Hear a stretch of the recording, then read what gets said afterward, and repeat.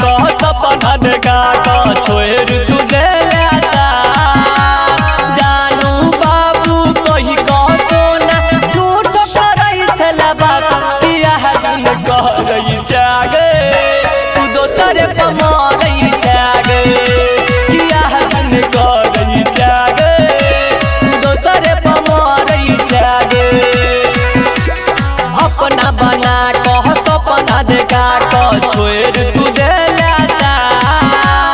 जानू बाबू कही कह सोना झूठ करई छला बात बियाह दिन कह गई जागे तू दोसर पमरई जागे बियाह दिन कह गई जागे तू दोसर पमरई जागे डीजे उमेश सुखीपुर बाजार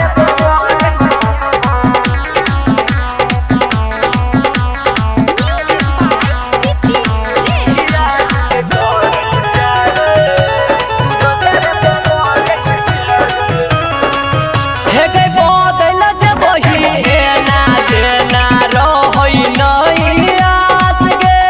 हर बात तोरा हम केलियो विश्वास गे बीतै छे जे दिल पर हमरा लागइयो डहर दिल किया दिन कह गई जागे कि दोसर पमरई जागे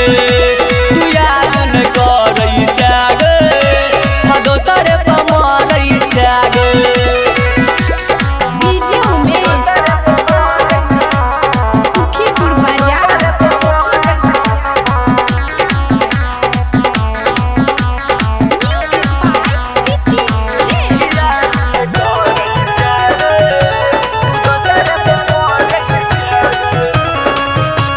दूर जाई के रहू त तू एले किया पास गे